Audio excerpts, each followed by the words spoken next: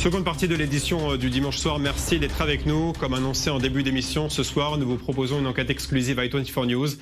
La semaine dernière, la France découvrait choquée le visage de Mireille Knoll, rescapée de la Shoah et énième victime d'un meurtre antisémite en France. Officiellement, le 11e meurtre antisémite dans le pays depuis la Seconde Guerre mondiale. 11 victimes, Ilan Halimi en 2006, les enfants et le professeur de Toulouse en 2012, les clients de l'hypercacher en 2015, Sarah Halimi en 2017 et enfin Mireille Knoll en 2018. Mais cette liste n'est pas complète, car 3 ans avant Ilan Halimi, un jeune juif était tué, défiguré à coups de couteau et de fourchette par un voisin et ami d'enfance. Un crime peu médiatisé et que ni la justice, ni l'État, ni la communauté juive n'a reconnu comme antisémite, du moins à l'époque. Plus de 14 ans après les faits, le président du CRIF admet ne pas avoir saisi l'aspect antisémite du meurtre. Écoutez ce qu'il disait la semaine dernière lors d'une interview sur i24 News. Je voulais juste rajouter peut-être une victime que l'on a tendance à oublier parce que je crois que nous tous, les institutions juives et peut-être la France tout entière, n'a pas pris la mesure de l'acte au moment où cela s'est produit. C'était juste avant l'assassinat de Ilan Halimi en 2006, c'était juste avant, un disque jockey, Sébastien Selam, juif également, a été assassiné par un extrémiste musulman qui s'était radicalisé, qui était son voisin, qui l'a tué et qui, après l'avoir tué, est rentré chez lui, puisqu'il était son voisin, dans le même immeuble, et a dit à sa mère qu'il venait de tuer un juif. Alors je crois que depuis, nous n'avons pas, à ce moment-là, saisi l'ampleur des choses. Nous avons accepté parce que ça nous paraissait possible que finalement cet assassinat soit le résultat de quelqu'un qui était dérangé psychiquement parlant, et c'est ce que l'on nous avait dit. Et aujourd'hui, on se rend compte que finalement, en réalité, c'était le début, c'était réellement le début. Et je crois qu'il faut rappeler, nous devons ça à la mémoire de Sébastien Selam également. 14 ans après, i24 News a enquêté auprès de la famille de Sébastien Selam, de son avocat de l'époque et de responsables du ministère de la Justice. Nous avons obtenu en exclusivité des documents judiciaires. Le meurtrier, qui a été jugé responsable de ces actes, a déclaré à la police, juste après avoir tué son ami, je cite, « Je suis content d'avoir tué un juif » et pourtant il n'a jamais été envoyé en prison. Alors il y a beaucoup d'aspects à évoquer, notamment pourquoi la justice n'a pas retenu le motif antisémite, pourquoi encore aujourd'hui nous avons eu le plus grand mal à trouver des personnes qui acceptent de parler de ce dossier. Je précise que le but de cette émission n'est pas de remettre en cause le travail de spécialistes qui ont jugé le meurtrier responsable de ces actes, en tout cas d'un point de vue psychiatrique. Le but de notre enquête est de prouver qu'il s'agissait bien, malgré tout, d'un meurtre antisémite. Je vous propose de regarder en exclusivité notre enquête sur l'assassinat de Sébastien Selam. Nous serons juste après en plateau, notamment avec son frère. Un sujet de Cyril Cohen à Paris. Dans la soirée du 20 novembre 2003, Sébastien Selam, un jeune DJ de 23 ans, est retrouvé mort, défiguré dans le parking de son immeuble. Assassiné à coups de couteau et de fourchette par son voisin et ami d'enfance, Adel Amastebou. Ce tueur rentre à son domicile, couvert de sang. Il dit à sa mère « J'ai tué un juif, j'irai au paradis ». Dans le procès verbal que nous avons pu obtenir en exclusivité, il avoue. Je suis content s'il est mort, cet enculé, ce bâtard. S'il est mort, je suis trop content. Ce putain de juif, sale juif. Adel reste, selon le rapport de police, calme, posé et cohérent. Manifestement sensé et volontaire. Pourtant, il sera envoyé à l'infirmerie psychiatrique de la préfecture de police. La circonstance aggravante de l'antisémitisme n'est pas retenue.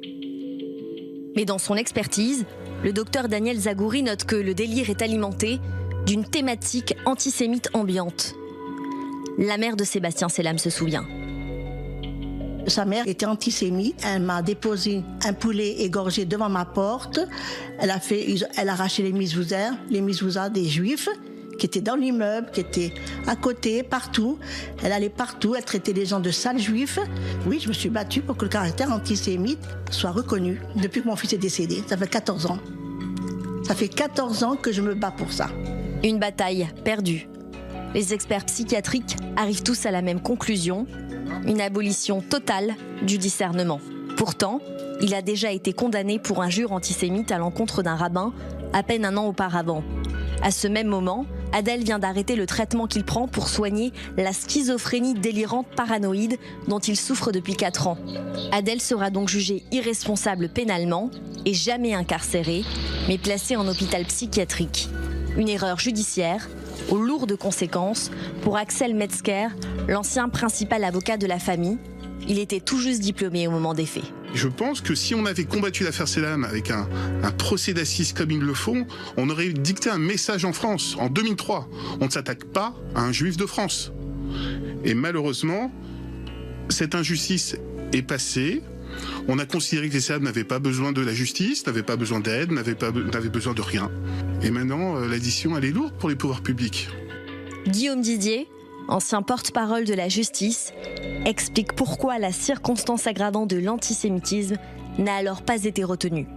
Le procureur de la République, les juges d'instruction n'ont pas retenu le motif antisémite. En revanche, je peux vous dire qu'à l'époque, effectivement, il n'était pas ni pour le législateur, ni pour l'institution judiciaire, ni même pour la société, très naturel de relever ces circonstances aggravantes d'antisémitisme. Et pour une très simple raison, c'est que cette circonstance aggravante de crime antisémite ne date dans le code pénal français que de 2003, l'année même du meurtre de Sébastien Selam.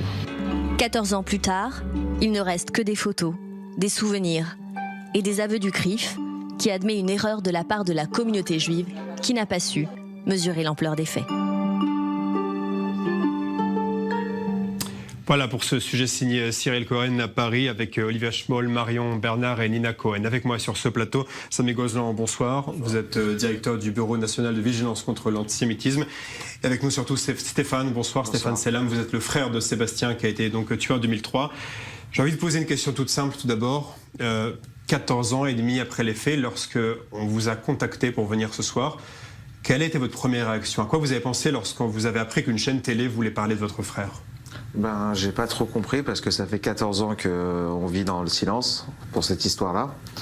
Et je sais que ma mère, elle s'est battue pendant 14 ans pour dire que c'est un acte antisémite et que ça n'a pas trop bougé quoi, du côté français. Il n'y a personne qui a dit que c'était un acte antisémite. Ils ont tout fait pour que ça soit camouflé et dire que c'est juste une crise de folie. Vous dites ils, vous parlez de qui? De l'État français et de tous ceux qui étaient avec eux à cette époque-là. Même le CRIF ne pouvait rien faire à cette époque-là. Ils n'avaient pas assez de force pour dire oui, c'est un acte antisémite, on va pouvoir combattre cet acte antisémite. Vous et votre famille d'ailleurs, vous n'avez jamais douté du caractère antisémite de ce meurtre? Non, on connaissait déjà la famille qui était très antisémite. On a vu ce qu'il a dit après le meurtre. Quand on entend il est mort ce sale juif ou j'irai au paradis ou des choses comme ça, on peut pas se dire que c'est pas un acte antisémite. Oui, alors justement, on a vu des extraits dans cette enquête exclusive, mais j'ai encore une fois le procès verbal de la police qui a été établi à 1h25, c'est-à-dire en pleine nuit, lorsque le tueur a été arrêté et il déclare « Je suis content s'il est mort, cet enculé, ce bâtard, s'il est mort, je suis content, ce putain de juif ». Et on note que la policière qui relève le procès verbal précise que l'homme a l'air cohérent, posé, serein et visiblement content de lui. Vous connaissiez le tueur? Oui, c'était un ami de votre frère? Vous aviez des raisons de le craindre? C'était un ami au début de mon frère, quand il était jeune, mon petit frère.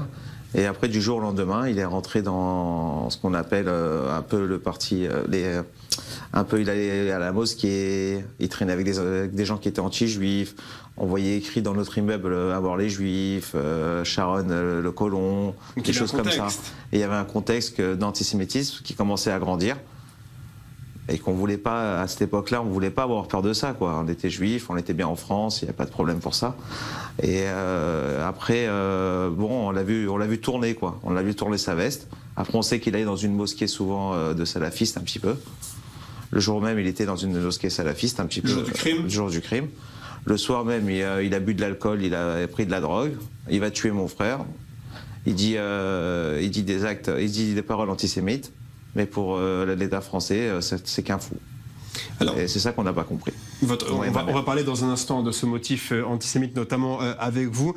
Votre mère, on l'a vu, elle se bat depuis plus de 14 ans contre tout le monde, finalement, pour que ce crime antisémite soit retenu comme tel. Elle vit dans le même endroit, dans le même immeuble, là où son fils a été tué. Comment elle va aujourd'hui, plus de 14 ans après? Au bout de 14 ans, elle va pas trop bien, quoi. Elle est toujours peinée, elle est toujours comme si c'était passé hier, quoi. Elle essaie de se battre encore pour mon petit frère et tout ça. Et elle souffre, quoi.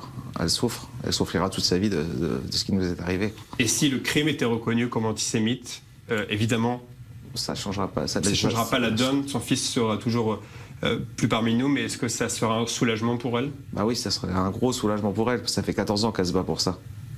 Pour qu'on revendique l'acte antisémite pour mon petit frère.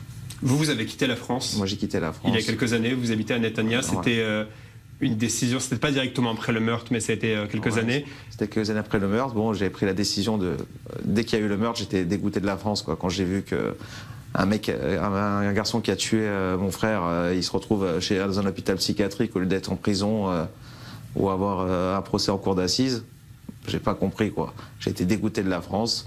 Et je pensais que de rester en France, c'était une erreur. Pourquoi? Parce que ça allait s'empirer.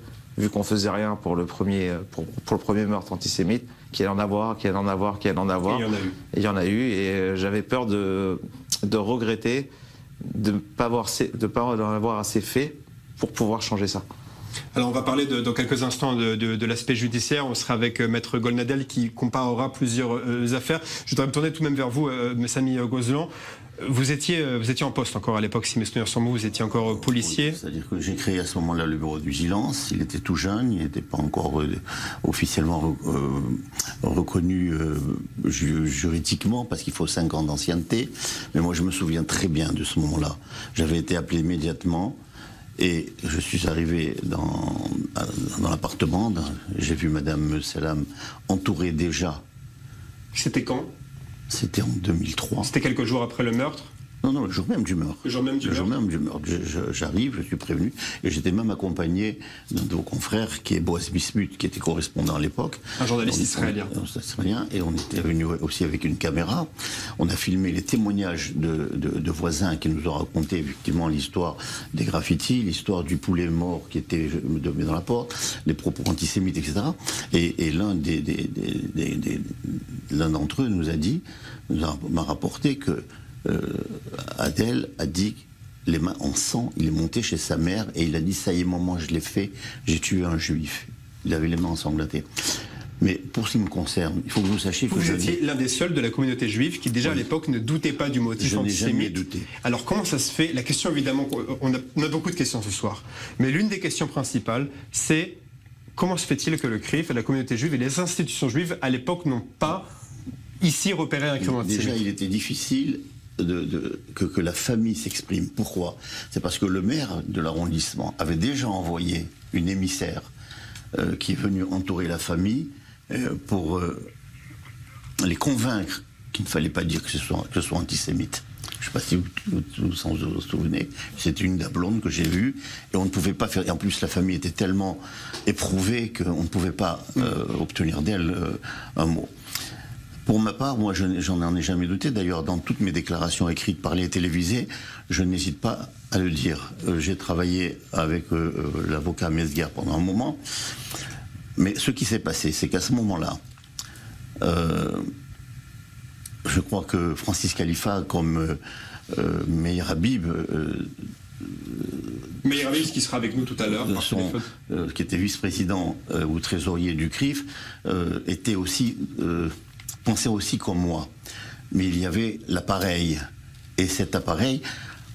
Qui à l'époque, empêchait la communauté juive de reconnaître le motif antisémite?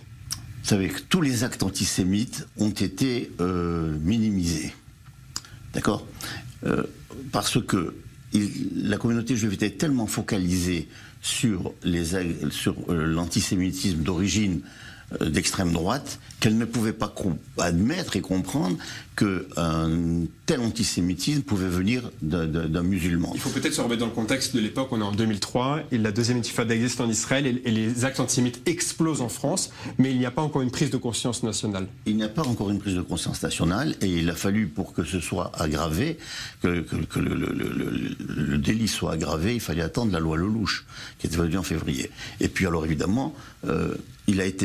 Adel, l'assassin, a été considéré tout de suite comme malade mental, et donc placé dans un hôpital psychiatrique, et de là, bien, tout était devenu impossible, parce que la loi de Rachida Dati n'est intervenue qu'en 2008. Alors, puisque vous parlez d'aspect judiciaire, je vous propose de regarder un bref entretien qu'on a eu tout à l'heure avec Maître Golnadel, qui a lieu tout à l'heure, un petit peu avant cette émission pour des raisons d'emploi du temps. Maître Golnadel, aujourd'hui, défend la famille de Sarah Halimi et la famille de Mireille Knoll.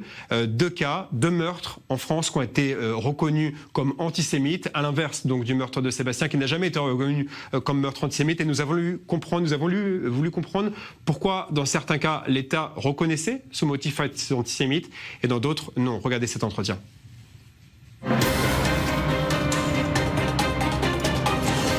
Depuis Neuilly par Maître Gilles-William Golnadel. Bonjour, merci d'être avec nous. Vous êtes notamment l'avocat des familles de Sarah Halimi et de Mireille Knoll, dont on a beaucoup parlé malheureusement ces derniers jours. Dans l'affaire Sarah Halimi, on a parlé au début d'un meurtrier qui était atteint de folie, qui était fou et donc qui n'était pas antisémite. Et dans l'affaire Selam également, on parle d'un meurtrier fou. Mais dans l'un des cas, on a retenu le motif antisémite et dans l'autre, non. Pourquoi ? Écoutez, il m'est difficile, vous comprenez, de comparer des affaires dont je m'occupe avec des affaires que je ne connais pas. Et également, on peut imaginer, en théorie, des degrés différents de folie. Ce que je peux vous dire, ma propre expérience de ce genre d'affaires, c'est que malheureusement, aussi bien au plan médiatique qu'au plan judiciaire, elles sont extrêmement idéologisées. Vous n'avez qu'à comparer la manière dont la presse a traité l'affaire Sarah Halimi.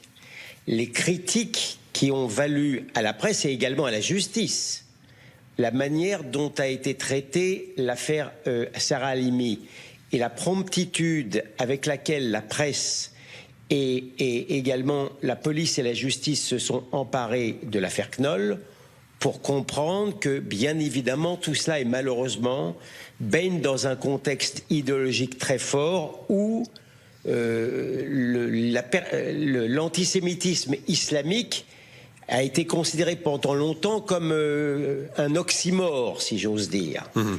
Alors, a fortiori, l'affaire Selam, qui s'est passée il y a, si ma mémoire est bonne, presque une décennie, et où alors là, le simple fait d'évoquer l'antisémitisme islamique était pratiquement consubstantiel à du racisme.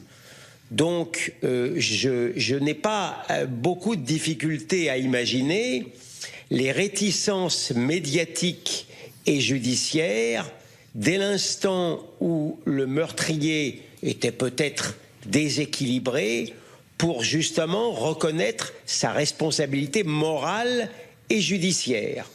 Donc, malheureusement, encore une fois, si nous nous projetions à notre époque actuelle, si nous projetions plutôt l'affaire Selam à notre époque actuelle, j'imagine qu'il serait plus aisé pour la presse et pour la justice de reconnaître indépendamment du déséquilibre éventuel de l'assassin une circonstance pénale et a fortiori antisémite. Alors comme par exemple les crimes crapuleux. Justement. Un crime crapuleux comme dans l'affaire Knoll.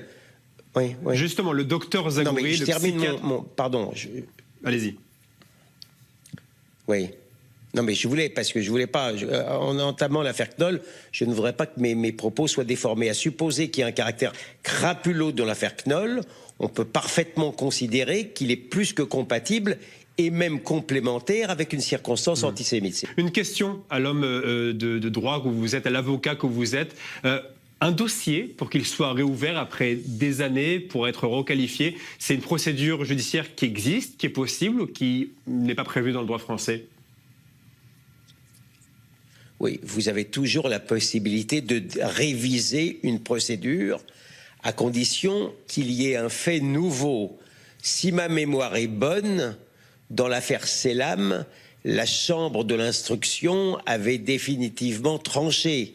Mais s'il y avait un fait nouveau, on pourrait rouvrir ce dossier-là. C'est quand même quelque chose de très difficile. Voilà pour cet entretien avec Maître Goldnadel réalisé un peu plus tôt aujourd'hui. Stéphane, est-ce que vous avez encore espoir aujourd'hui, après plus de 14 ans, que votre frère, alors peut-être pas par la justice, parce qu'on a compris dans cet entretien que ça sera très difficile de rouvrir le dossier, mais est-ce que vous avez au moins espoir que les médias commencent à citer votre frère dans la liste des victimes de l'antisémitisme en France ? Espoir, oui et non, quoi. Ça dépend parce que ça fait 14 ans au jour d'aujourd'hui. Ça fait 14 ans qu'on n'a rien entendu dans les médias. Alors, au bout de 14 ans, bon, ça me ferait plaisir. Mais j'y crois pas trop. Qu'est-ce que vous attendez aujourd'hui ? Juste qu'on reconnaisse le crime antisémite pour mon petit frère. Et pour ma mère, surtout. Votre petit frère était conscient de ce qui se passait autour de lui, parce qu'on rappelle, il était très populaire. Ouais, il était DJ, il était très populaire, il réussissait, il était promis à une grande carrière, ouais. Et il était conscient de ce qui se passait autour de lui. Il était conscient sans être conscient, quoi. Il voulait pas se dire que ça soit possible. En 2003, on pouvait pas penser que ça pouvait être possible d'être juif et de se faire tuer parce qu'on était juif. On pensait pas comme ça en France. Il a fait l'objet d'un guet-apens. Il avait déjeuné le midi avec lui. D'accord. Il avait mangé avec. Il a été l'objet d'un guet-apens. Moi, je crois même d'ailleurs. Et peut-être que ce serait peut-être un fait nouveau qui pourrait ramener cette affaire sur le plan judiciaire. Parce que pour ouvrir le dossier, il faut un fait nouveau. Moi, je pense qu'il y a une complicité. Parce que ce qui s'est passé dans le parking, Adel n'a pas pu le faire tout seul. L'assassin n'a pas pu le faire tout seul. À mon avis, il y a une complicité. Alors, si on arrive à trouver les éléments qui permettent d'inculper un complice dans cette affaire, mais encore faut-il réentendre Adel, qui est considéré comme un malade mental. Adel, on le rappelle, qui n'a pas allé en prison et qui est aujourd'hui en liberté. Il n'est pas allé en prison, il rentre à l'hôpital, il sort de l'hôpital, psychiatrique, mais qui est dehors aujourd'hui. Il ressort, enfin, il est pratiquement libre. Et puis j'ai assisté d'ailleurs à l'audience où le psychiatre a fait son cinéma. Ouais. Et je voudrais juste, parce qu'il nous reste vraiment quelques minutes avant de prendre également Meir Habib par téléphone.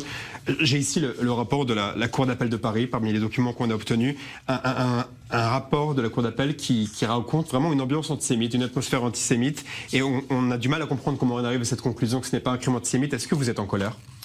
Oui, moi je suis très en colère. Moi je ne supporte pas. Mais il y a une faute générale qui a été commise. On n'a pas voulu nous entendre. On n'a pas voulu entendre la famille. On n'a pas voulu m'entendre quand je disais que c'était antisémite. Également. C'est surtout au ministère de la Justice et la police. Alors, et c'est quand même qui est curieux, c'est que c'est le même service de police qui enquête sur toutes ces affaires d'antisémitisme. La 2e DPJ, ça s'est passé dans le 10e arrondissement, donc c'est eux qui sont compétents aussi. Halimi, Madame Halimi, Ilan Halimi, votre frère, et également Ferknol. On va prendre tout de suite par téléphone Meir Habib. Bonsoir Meir, vous êtes Meir Habib, vous êtes député des Français de l'étranger de la 8e circonscription des Français de l'étranger. Vous étiez aussi vice-président du CRIF à l'époque des faits. Est-ce que tout d'abord vous partagez le constat de Francis Khalifa, le président d'aujourd'hui du CRIF, sur que l'ensemble des institutions juives ont commis une erreur à l'époque ? Nous avons tous commis une erreur. J'étais à l'époque membre du bureau exécutif du CRIF parce que cette affaire a eu lieu il y a 15 ans. Évidemment, être membre du bureau exécutif du CRIF, ça n'a pas la même force qu'être député de la République. Mais je vous garantis que l'affaire de Sarah Halimi, que Samy Gozlan, votre invité, connaît bien, nous sommes passés à 2 doigts de dupliquer ce scandale. Parce qu'au début, on disait exactement la même chose. Et j'étais seul, avec Samy évidemment et quelques autres, mais les plus hautes autorités, le grand rabbin de France, y compris au CRIF et ailleurs, on me disait non, mais dans les premiers jours, on me disait, on vu le procureur faire très attention au caractère antisémite. Je voudrais reprendre ce qu'a dit le président de la République, Emmanuel Macron, au dîner du CRIF. Il a dit qu'il a fallu 8 mois pour reconnaître une évidence dans le mort de Sarah Halimi.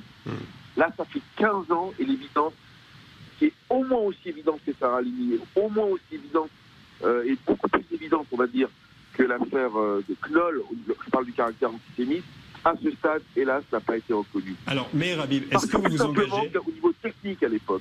Est-ce que vous vous engagez à faire reconnaître les médecins ont décidé qu'il était fou, qu'il n'était pas responsable des effets, et c'est des experts médicaux, et puis l'affaire était terminée. Comme on nous avait dit au début avec l'affaire Sarah Halimi, on nous disait il était dans un hôpital psychiatrique, on apprenait que toutes les semaines il recevait du monde, etc. Et ça a failli être pareil. Mais on rappelle encore une fois, depuis la Cour a jugé en tout cas qu'on pouvait être à la fois fou et antisémite, et la sensation qu'on a de cette affaire en tout cas, et qui a été confirmée par plusieurs responsables du ministère de la Justice, est que si l'affaire Selam avait lieu en 2018, elle serait jugée différemment qu'en 2003. Monsieur Habib, la question qu'on a envie de vous poser, quand on vous écoute en tout cas, on sait que vous rencontrez le président de la République régulièrement par exemple, est-ce que vous vous engagez à faire reconnaître, non pas dans les médias, mais auprès des autorités françaises, le motif antisémite du meurtre de Sébastien Selam? Ce que je m'engage à faire, c'est de la même façon, par exemple, sur l'affaire Seznec, pratiquement 70 ans après, l'affaire a été ouverte. Aujourd'hui, on a 15 ans derrière. C'est une question d'honneur pour votre pays, sur le système judiciaire. Je regardais, j'ai écouté vos témoignages, et je félicite d'ailleurs Yvan Kad, vous-même, Julien Baloul, et la chaîne en général, de parler. Parce que, croyez-moi, à l'époque, personne n'avait envie d'en parler. On étouffait cette affaire. Le souci, c'est qu'on est dans un état de droit, il y a des règles, ça a été évoqué tout à l'heure par William Galadel. Mais je suis actuellement en Israël, mais dès que je rentre à Paris, j'écrirai au président de la République, je vous enverrai cette lettre sera une lettre publique, et lui demanderai, lui qui est au sommet de notre pyramide à tous les niveaux que ce soit, quelle possibilité nous avons de réouvrir cette enquête pour que justice soit faite. Parce que il est peut-être fou encore que c'est pas tout à fait quand il a proféré toutes ces insultes. Merci quand beaucoup. Sa mère en disant j'ai tué un juif, et les jours auparavant, quand il faisait ses deals de drogue, il n'était pas considéré comme un Merci beaucoup, Monsieur Habib. Malheureusement, le temps qui nous appartient est écoulé. En tout cas, on a entendu votre engagement d'écrire au président de la République dès votre retour en France. Merci beaucoup, Stéphane, d'avoir été avec nous, d'avoir témoigné en la mémoire de votre frère. On espère évidemment que votre témoignage portera et que le motif antisémite sera enfin reconnu, au moins dans les médias. Merci beaucoup, Samy Gozlan, d'avoir témoigné également de votre expérience. C'est la fin de cette édition spéciale consacrée au meurtre de Sébastien Selam. Avant de se quitter, je tiens à remercier la famille Selam et ses avocats pour nous avoir ouvert leurs portes et répondu à nos questions sur un sujet si sensible. Vous voyez à l'écran l'ensemble des victimes de l'antisémitisme en France depuis la Shoah, ce tableau qui est complet désormais.